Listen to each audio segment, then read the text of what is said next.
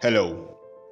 This video presents 8 strategies drawn from the book written by Walter Mischel, The Marshmallow Test, meant to help anyone to improve his self-control skills. Part 1 of this book review has dealt with the marshmallow test and how it led scientists to this simple but powerful finding. Self-control or delaying gratification is the engine of success. The first fundamental strategy Walter Mischel has found after conducting the marshmallow test is cooling the now and hating the future.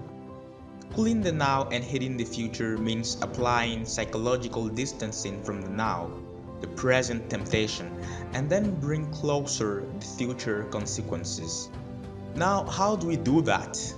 We all have two systems in our brain. The cool system, commanded by the prefrontal cortex and prompting us to delay immediate reward, and the hot system, whose office is the basal ganglia, controlling pleasure, addictions, and our basic instincts. For example, I use a lot psychological distancing when I do not feel like doing something. Let's take for example writing about what I've read. I reason like this: if I do not write now, I won't be able to publish my article next week on my blog, and later I could not have matter to create a video. So no writing, no video. In my example, I tried to bring closer the feeling, the consequences of a good action. But sometimes we do not have time to think. Therefore, if you want to exert self-control, we have to find ways to activate the cool system automatically when we need it, which is exactly when this is hardest to do unless we have prepared for it.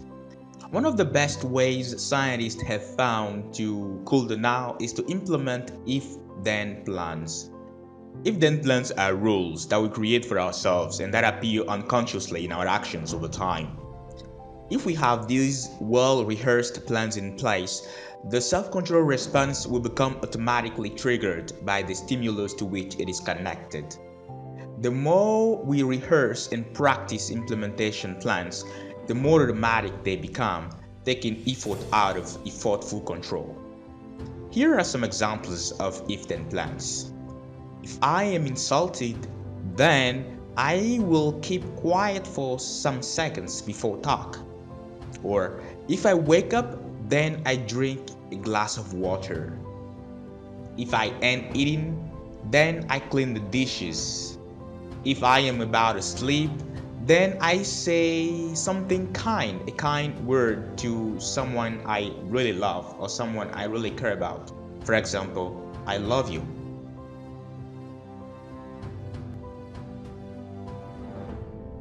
As you can notice, implement these plans requires us to know properly the stimulus that triggers a specific bad habit we want to shun. One way to do it is to keep a journal and describe these triggers.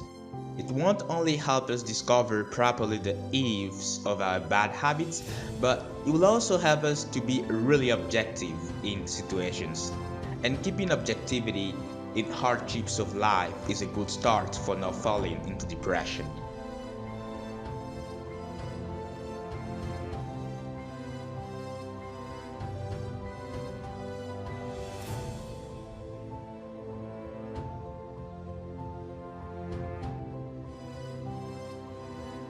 Pre-commitment plans are decisions that we usually take when we want to change something. Many people start putting themselves into fasting or intensive physical activities when they're trying to lose weight, or maybe they get junk food out of their houses and make new rules for buying products. This resolution works sometimes, but not most of the time. Usually in 1 month or a bit more, things get back to how they were. Pre-commitment plans involving a contract with other people, whether colleagues, kids, or even a whole community, are more effective, especially when they are used as if-then plans. For example, to quit smoking, Walter Mischel has used this technique. He has made contract with his girls, his colleagues, and even his students at the university where he taught.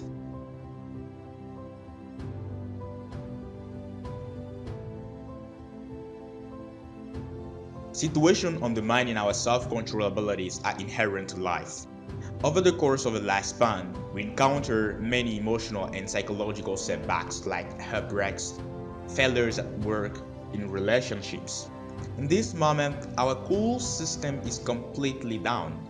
But scientists found that it was really valuable to re-examine the situation like a third party, just observing, like a fly on a wall.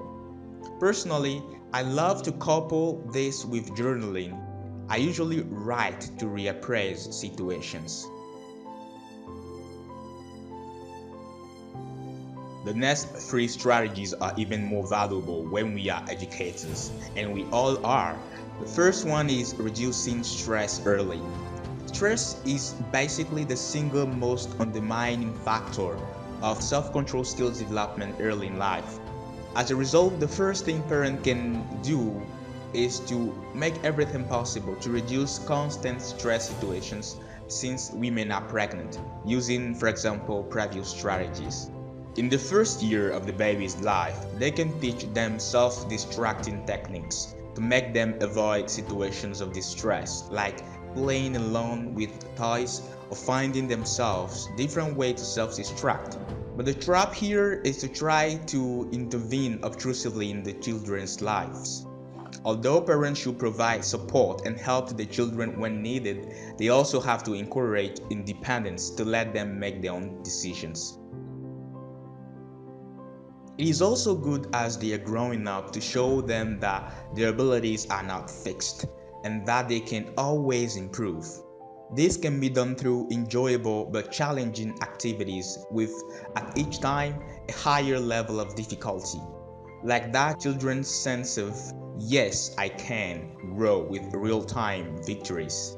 Also, with these activities, children make out that failures are part of life, leading them to try more and more. Above all, the best thing a parent or an educator can do is to be or behave the way he wants his children to behave or be. An experiment was conducted to test the effect of environment on children's behavior when they're alone. In the experience, children played games similar to bowling with the model but under different conditions. Firsthand, the children and the model were placed in conditions where the game was stringent. It was really difficult to make points in this variation of the game for the kids and the model. Also, the model rewarded himself only for high score and killed the kids to do so. In the second plan, the game was tough only for the model and relatively easy for the children, leading him to reward himself even for low scores and get encouragement from the model. In the third condition, the game was tailored to be easy for the model and hard for the children, cueing the model to reward himself for low scores and do the contrary with the kids. It turned out that the children in the group with tough standards for them and the model applied this standard when they played the game alone. Therefore, as parents and educators that we all are, the best way to act is to set the bar high for ourselves and teach others to do so. These findings are relevant not only for parents but also for young people who want to be good parents later. In fact, studies show that how we act and live now interact with our genes that is being passed to our offspring.